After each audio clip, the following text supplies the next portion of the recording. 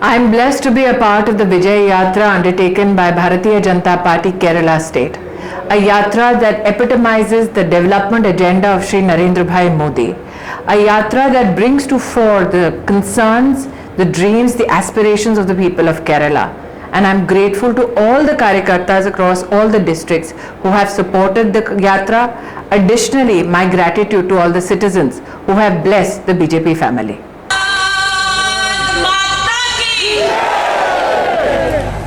मां भारती के चरणों में नमन कर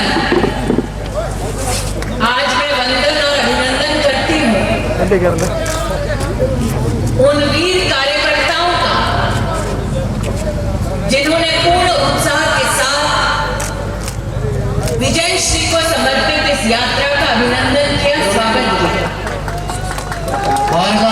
പാദാരവിന്ദങ്ങളിൽ നമസ്കരിച്ചുകൊണ്ട് ഈ വിജയയാത്രയെ സ്വീകരിച്ച് ഇവിടെ എത്തിച്ച ഇവിടത്തെ ബിജെപിയുടെ പ്രവർത്തകരെ ഞാൻ അഭിനന്ദിക്കുകയാണ്.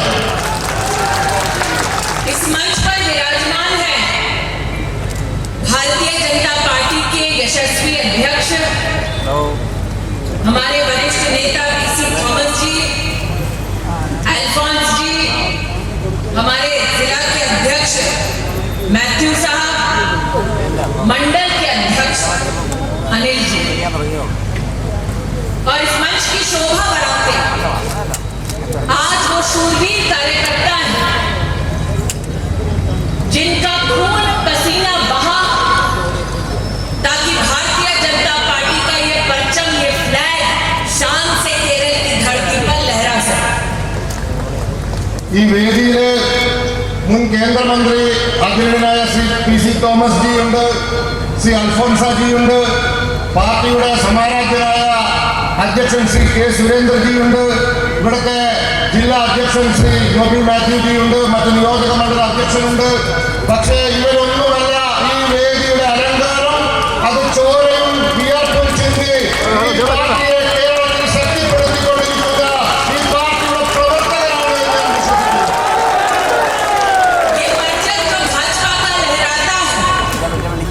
इसमें जो कमल का फूल है वो प्रतीक है विकास।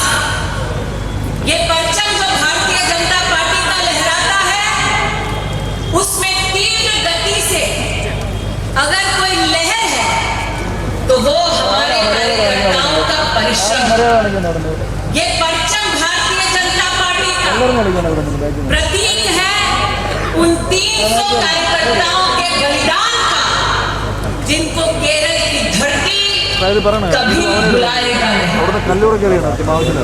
സുഹൃത്തുക്കളെ, ഈ ഭാരതീയ ജനതാ പാർട്ടിയുടെ ഈ ശക്തി, അത് ഭാരതീയ ജനതാ പാർട്ടിയുടെ ഈ താമര വിരിഞ്ഞു നിൽക്കുന്നതിന്റെ പിന്നിലെ ശക്തി ഈ പാർട്ടിക്ക് വേണ്ടി അഹോരാത്രം പണിയെടുക്കുന്ന പ്രവർത്തകരാണ്. അതോടൊപ്പം ഈ കേരളത്തിൽ ഈ താമര വിരിയിക്കാൻ വേണ്ടി ജീവൻ കൊടുത്ത 300ഓളം പ്രവർത്തകരുടെ ബലിദാനമാണ്. Today I have the proud privilege of being a part of a yatra that symbolizes the aspirations of people. I am blessed to be proud of a yatra which symbolizes the dreams of our people.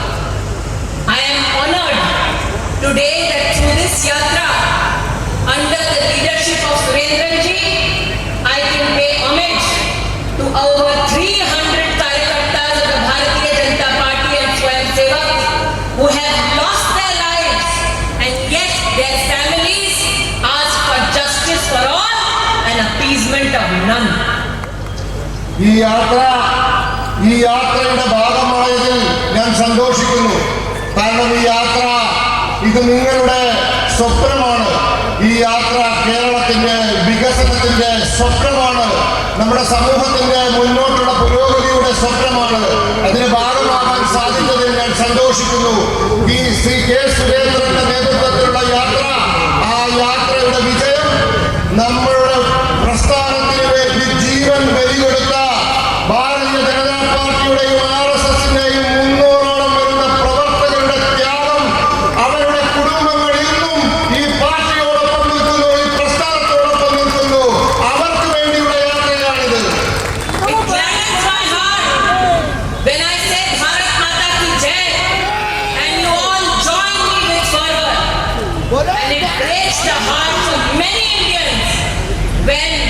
the Gandhi's time goes to the capital of our country and asks for Bharat ke tukde. ഞാൻ ഇവിടെ നിന്ന് ഭാരത് മാതാ കി ജയ് എന്ന് വിളിച്ചാൽ നിങ്ങളുടെ ഓരോരുത്തരുടെ ഹൃദയം സന്തോഷം കൊണ്ട് തുടിക്കും. അതുപോലെ തന്നെ ഗാന്ധി കുടുംബത്തിന്റെ അവകാശി ഡൽഹിയിൽ പോയി ഇന്ത്യയെ തകർക്കുമെന്ന് പറയുമ്പോൾ നിങ്ങൾക്ക് വേദനയുണ്ടാകും. Surendran ji and Matthew ji were speaking of Rahul Gandhi. That gentleman, yes, left and abandoned Amethi and ran to Kerala because after 15 years, the people of Amethi decided to teach him a lesson. Shri സുരേന്ദ്രജിയും Noble മാത്യുജിയും Rahul ഗാന്ധിയെ പറ്റി സംസാരിച്ചു. ആരാണ് അയാൾ? അദ്ദേഹം അമേഠിയിൽ നിന്നും പരാജിതനായി കേരളത്തിലേക്ക് ഓടി ഒളിച്ച വ്യക്തിയാണ്. 15 കൊല്ലം അമേഠിയിലെ ജനങ്ങളെ വഞ്ചിക്കുകയാണ് അദ്ദേഹം ചെയ്തത്. Surendran ji, today is an auspicious day for Karyakartas of Bharatiya Janata Party because yet again in the panchayat and local body elections in a state like Gujarat, the Bharatiya Janata Party has won a decisive victory and the Congress has been uprooted. Such is the defeat of the Congress party that the opposition leader and the Congress state president had to resign in shame. ഇന്നത്തെ ദിവസം വളരെ സന്തോഷകരമായ ആനന്ദകരമായ ദിവസമാണ് ശ്രീ സുരേന്ദ്രനും കേരളത്തിലെ BJPയെ സംബന്ധിച്ചിടത്തോളം. കാരണം ഇന്ന് ഗുജറാത്തിലെ തദ്ദേശ സ്വയംഭരണ സ്ഥാപനങ്ങളിലെ തെരഞ്ഞെടുപ്പിന് വോട്ടെണ്ണിയിരിക്കുന്നു. അവിടെ വൻ വിജയമാണ് ഭാരതീയ ജനതാ പാർട്ടി. പരാജിതരായി തകർന്നുപോയ കോൺഗ്രസിന്റെ പ്രതിപക്ഷ നേതാവിനും സംസ്ഥാന അധ്യക്ഷനും നാണക്കേട് കൊണ്ട് രാജിവെക്കേണ്ടി വന്നിരിക്കുന്നു. The reason for their defeat is because they tried to divide the people. The reason for their defeat is because they tried to unleash a campaign of lies. The reason for the Congress defeat is a defunct leadership that cannot lead its own organization. और ऐसा नेता केरल में क्या खास नेतृत्व कर पाएगा? അവരുടെ പരാജയത്തിന്റെ കാരണം അവരുടെ ജനങ്ങളുടെ വിഭജിക്കാനുള്ള അവരുടെ ഉദ്ദേശമാണ്, അവരുടെ ലക്ഷ്യമാണ്, അവരുടെ പ്രവൃത്തിയാണ്. അവർ പറയുന്ന നുണകളാണ്. അവർക്ക് നേതൃത്വമില്ല. അവരുടെ നേതാവിന് തെരഞ്ഞെടുപ്പ് വിജയിക്കാൻ സാധിക്കില്ല. ആ നേതാവാണോ ഇനി കേരളത്തിൽ അവരെ വിജയത്തിലേക്ക് നയിക്കാൻ പോകുന്നത്? A gentleman who does politics of convenience, a gentleman who does not come down harshly on the LDF. It is the LDF and the UDF which are partners in crime, and the measure of the people of Kerala is such that in the forthcoming assembly elections, it is my appeal to the citizens of Kerala to denounce and defeat this unholy, unseen partnership. These partners in crime need to understand that the people of Kerala are awakened and they will have their corruption no more, they will have their nepotency no more, they will have their flames no more. സുഹൃത്തുക്കളെ, ഒരു നേതാവ് അദ്ദേഹം കമ്മ്യൂണിസ്റ്റുകാരെ വിമർശിക്കാൻ തയ്യാറാവുന്നില്ല. അവർക്കെതിരെ നിലപാടെടുക്കുന്നില്ല. എന്താ കാര്യം? അവർ തമ്മിൽ സഖ്യത്തിലാണ്. കേരളം വിട്ടുകഴിഞ്ഞാൽ അവര് കൂട്ടുകാരാണ്. കേരളത്തിലും അതിന്റെ പ്രതിഫലനമുണ്ട്. ഇവർ രണ്ടുപേരും കുറ്റകൃത്യങ്ങളിൽ അഴിമതിയിൽ പങ്കാളികളാണ്. ഈ വരാൻ പോകുന്ന തെരഞ്ഞെടുപ്പിൽ അവരെ കേരളത്തിലെ ജനങ്ങള് അവരെ പഠിപ്പിക്കണം. അവരെ കുറ്റകൃത്യങ്ങൾക്കെതിരെ, അവരുടെ അഴിമതിക്കെതിരെ ഇനി ഇത് കേരളത്തിൽ നടക്കില്ല, കേരളത്തിലെ ജനങ്ങളെ പറ്റിക്കാൻ ഇനി അനുവദിക്കില്ല എന്ന് വരുന്ന തെരഞ്ഞെടുപ്പിൽ അവരെ പഠിപ്പിക്കണം. And when I say that the people of Kerala will defeat the lies of the LDF and UDF, when I say that the lies of the Congress party will stand exposed in Kerala, I say so because Rahul Gandhi and the Congress party's politics is and only is based on false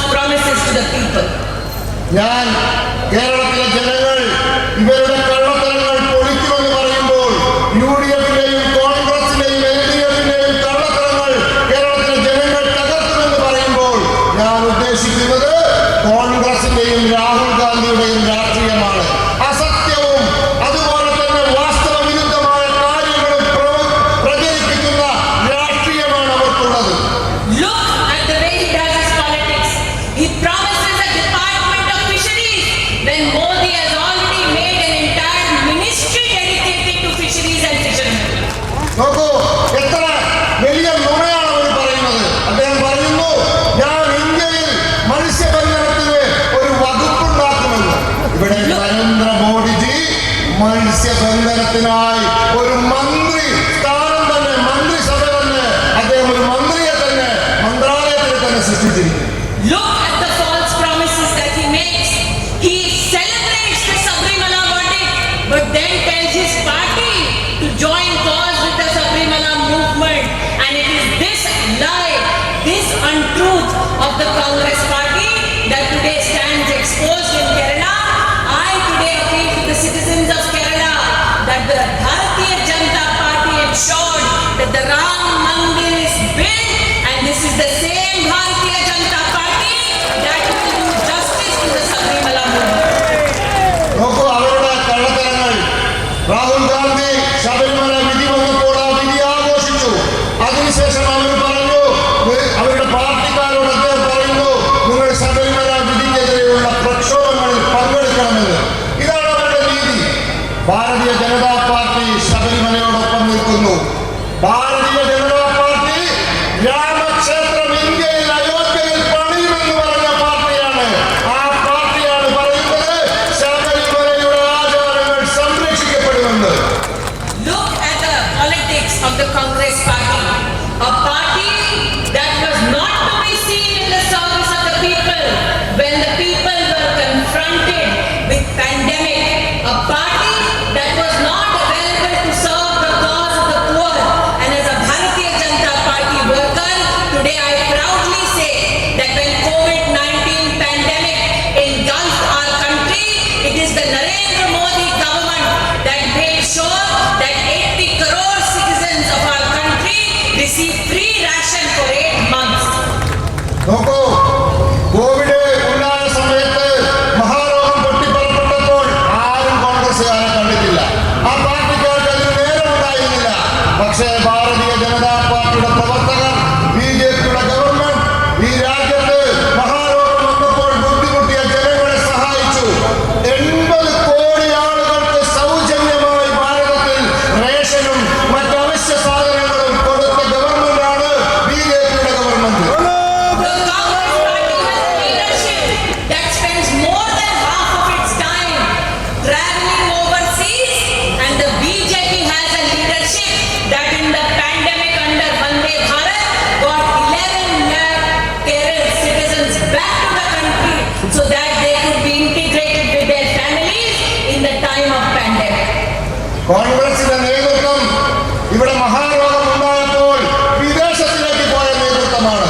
എന്നാൽ ബിജെപിയുടെ നേതൃത്വം നിങ്ങൾ നോക്കൂ, ഈ മഹാവ്യാധി ഉണ്ടായപ്പോൾ വന്ദേ ഭാരത പദ്ധതിയിലൂടെ 11 ലക്ഷം മലയാളികളെ Gulf രാജ്യങ്ങളിൽ നിന്നും ഇന്ത്യയിൽ എത്തിച്ചു, അവരെ കുടുംബങ്ങളിൽ എത്തിച്ചു കൊടുത്തു ഭാരതീയ ജനതാ പാർട്ടിയുടെ ഗവൺമെന്റ്.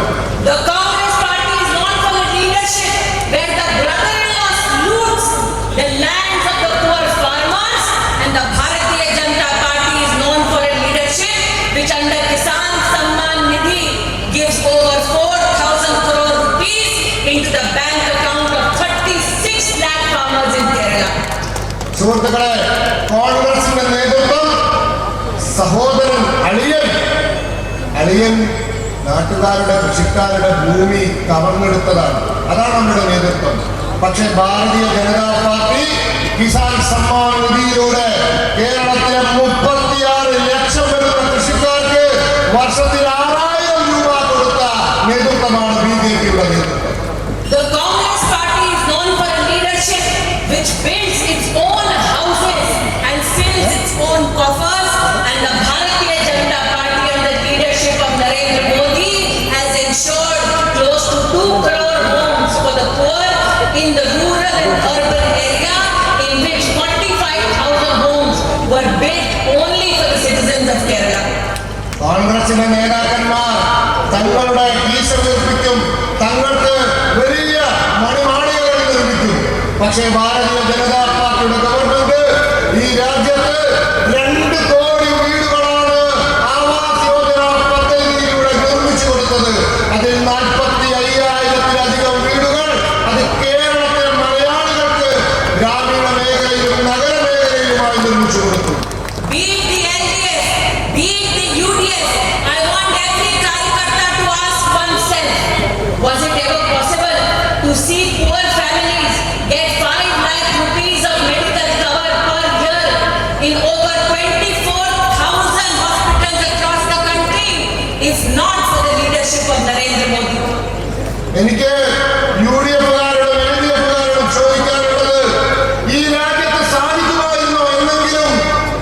ഒരു പാവപ്പെട്ട കുടുംബത്തിന് 5 ലക്ഷം രൂപയുടെ വാർഷിക ആരോഗ്യ ഇൻഷുറൻസ് പദ്ധതി കൊണ്ടുവരാൻ ഇന്ത്യയിലെ 24,000 ആശുപത്രികളിലൂടെ മോഡി സർക്കാർ 5 ലക്ഷം രൂപയുടെ ആരോഗ്യ ഇൻഷുറൻസ് പദ്ധതിയാണ് സാമ്പത്തികമായി പിന്നോക്കം നിൽക്കുന്നവർക്ക് വേണ്ടി നടപ്പിലാക്കിയിരിക്കുന്നത്. And that is why today, on behalf of the Kerala unit of the Bharatiya Janata Party, I give special thanks to the Honorable Prime Minister because Ayushman Bharat Yojana has benefited over 32 lakh citizens only in the state of Kerala.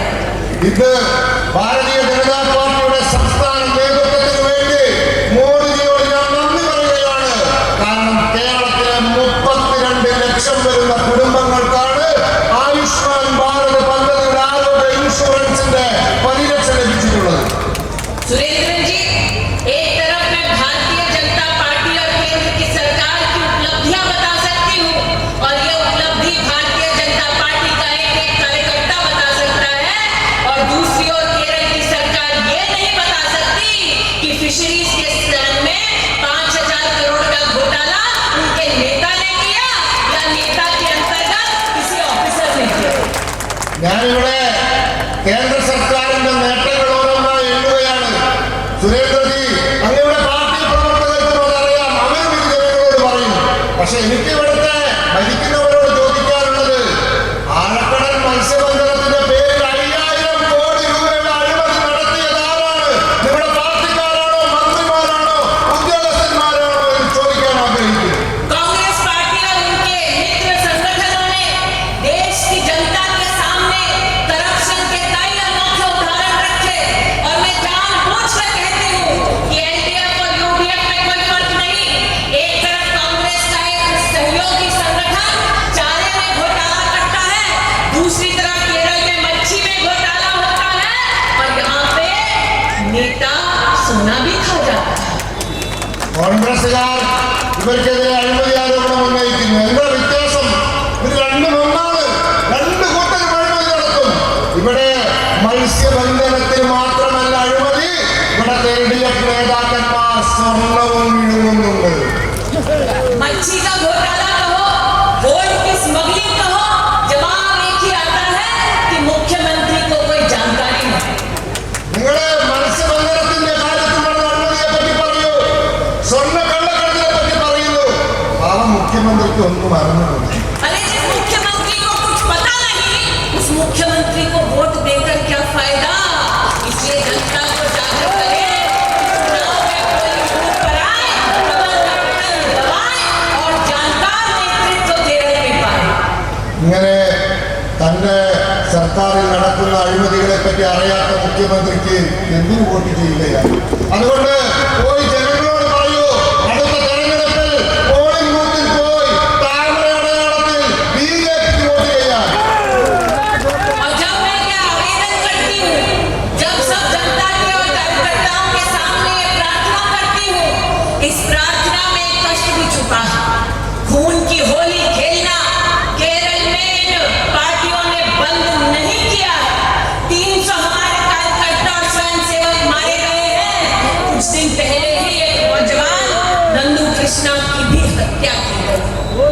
ഞാൻ ഇവിടെ പറയാൻ ആഗ്രഹിക്കുകയാണ്, കേരളത്തിൽ ഈ രക്തത്തിന്റെ रक्तपात की ये होली केरल में तब समाप्त होगी जब लोकतंत्र का उत्सव मनाएंगे और जनता जनार्दन के साथ पोलिंग बूथ पर जाकर कमल का बटन दबाएंगे. ഈ രക്തം കൊണ്ടുള്ള ഈ ഹോളി ആഘോഷം അന്നേ സമാപിക്കുള്ളൂ, അന്നേ അവസാനിക്കുള്ളൂ. അത് ഭാരതീയ ജനതാ പാർട്ടിക്ക് വേണ്ടി കേരളത്തിലെ ജനങ്ങൾ പോളിംഗ് ബൂത്തിൽ പോയി താമരയ്ക്ക് വോട്ട് ചെയ്യുന്ന ദിവസം. इसलिए आज विजय यात्रा के उपलक्ष्य में मैं मात्र यही निवेदन करती हूँ कि जो जनता इस यात्रा से जुड़ रही है, उस जनता से हम कहें कि हम संकल्प लेते हैं कि विजयश्री होने के बाद, जैसा कि सुरेंद्र जी ने कहा, पब्लिक सर्विस कमीशन जो पार्टी सर्विस कमीशन बन गई है, उसका नेपोटिज्म और उसका तंत्र पूरा का पूरा ध्वस्त करेगी भारतीय जनता पार्टी. ജനങ്ങളോട് പോയി പറയൂ, ശ്രീ കെ സുരേന്ദ്രജി പറഞ്ഞിട്ടുണ്ട്, കേരളത്തിലെ കുടുംബ സർവീസ് കമ്മീഷനായ പാർട്ടി